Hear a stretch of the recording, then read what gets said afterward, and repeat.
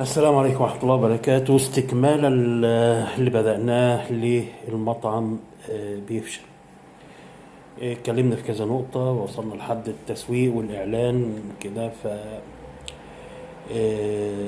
عايزين نقول برضو ان مش الإعلان مش بمعنى ان انا همسك التليفون بتاعي واصور وجبة وانزلها على صفحات التواصل الاجتماعي مثلا. لا، ليه؟ التصوير ده فن، يعني بيبقى ليه زاوية، في إضاءة، في يعني في شغل. لازم يكون احترافي عشان أطلع الطبق بتاعي اللي أنا عايز أنشره ده. لازم أطلعه ايوه حاجة محترمة جدا، وحاجة تجذب العميل ان هو يخش يجرب الوجبة دي. طيب، هل المطعم انا يعني عايز اعمل دعاية؟ لازم الاول احدد الفئه المستهدفه. يعني انا عايز اعمل مثلا وجبه جديده، هعملها لمين؟ للشباب. طيب الشباب ايه؟ عايز حاجه سريعه، عايز سندوتش، عايز حاجات السريعه.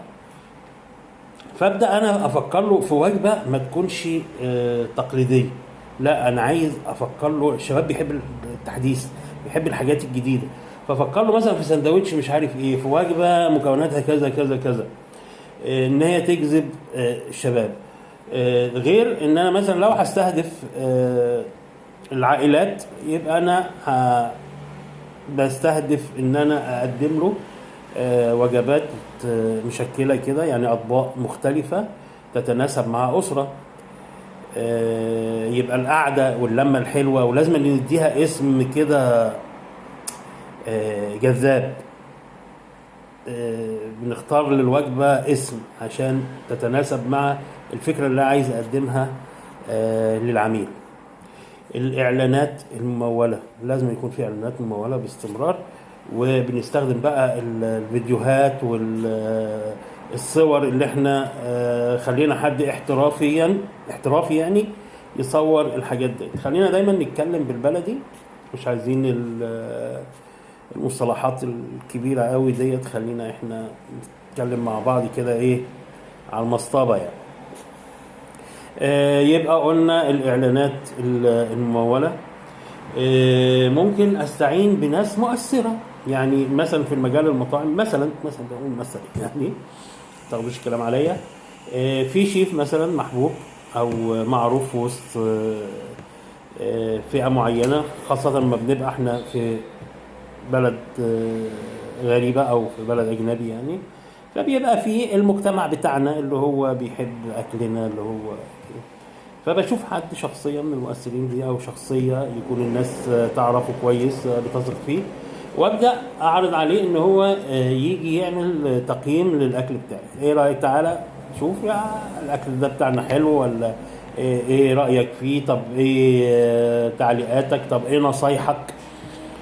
فممكن نستخدم المؤثر دوت او الشخص المعروف دوت ان هو يقيم الاكل ويدي رايه ويعمل دعايه تكون مناسبه للمطعم. العروض، مش معنى العروض ان انا اعمل ايه عملنا صينيه كذا مكوناتها كذا وكذا وكذا وكذا وكذا كذا.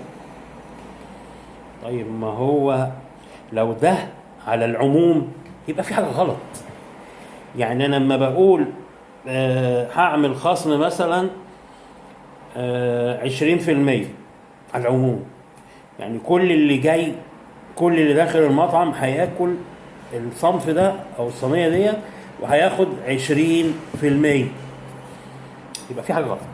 أنا لو مستهلك، يعني أنا دائما يعني كمحمود لو هخش مطعم مش هطلب الوجبة اللي عليها خصم. اصل الراجل اللي فاتح ده ما مش فاتح عشان بيحبني ولا بيحب سواد عينيا يعني. الراجل ده بيفتح مستثمر عايز يكسب عنده التزامات وعنده عمال و مش فاتحها سبيل.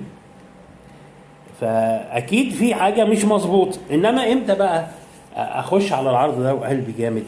لما اقول ايه مثلا الخصم ال 20% ده لأول 5 زباين هيخشوا المطعم بتاريخ كذا، أول 10 زباين، أول 20 زبون، مقبول. إنما إن أنا أشتغل على صنف بخصم 20% مستمر،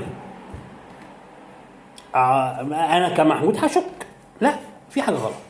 يا إما الخامات مش حلوة، مش حاجة كويسة، او عندي مخزون قرب يبوظ فانا عايز اطلعه، ده المطر بتكلم على المطر، فبعمل له عرض عشان اخلص، وده مش حلو. ليه؟ الحاجات المخزونه ديت والمركونه ديت بيبقى فيها انواع من البكتيريا كده ممكن تسبب تسمم غذائي، فبدل ما انت عملت عرض عشان تلم زبون، لا ده خرج من عندك كام زبون معدتهم على قدهم وجاري على المستشفى وقال لك ده تسمم غذائي، اكل حاجه مش مظبوطه. يبقى بدل ما تعمل دعايه ايجابيه عملت دعايه سلبيه. ولا انا اللي خرج ده الواحد ولا الاثنين ولا 3 و4 و5 خرجوا قالوا احنا رحنا مطعم فلان اكلنا وخرجنا على المستشفى وعملوا لنا غسيل معده. فهنا نرجع بقى لكلام قلناه قبل كده، مراقبه، ان احنا نراقب المخزون، وان احنا الشيف اللي عندك لازم يبقى عارف الفراخ دي بتتخزن في تبريد درجة حرارة كام. طيب التبريد ده اخره معايا 4 ايام 5 ايام مثلا علميا، ما بعد ذلك لازم تخش التجميد. فلازم يبقى فيه مراقبة للمخزون بتاعي علشان ما اوصلش لمرحلة ان الحاجة عندي اتأخرت واعمل لها عرض وناس تاكل ويجي لها تسمم ويعمل لي دعاية سلبية. فلازما دايما نركز في الموضوع ده. موضوع العروض يا اخوانا مش مستمرة، العروض بتبقى يعني حركات تسويقية، بلم زبون بأدوقه اكل الجميل اللي انا واثق فيه جدا كمطعم وعارف انا بطلع منتج كويس، فانا بقول يا اخوانا انا عندي خصم 20% الاول كام زبون هيخشوا ايا كان العدد. الزبون دخل ووصل لمرحله السعاده مش الرضا اللي احنا اتكلمنا فيها في فيديو قبل كده، مرحله السعاده مش الرضا، ان هو شاف طبق فاق توقعاته. هكتفي النهارده باللي احنا قلناه ونكمل مع بعض ان شاء الله في نفس السلسله ديت ليه المطعم بيفشل. والسلام عليكم ورحمه الله وبركاته.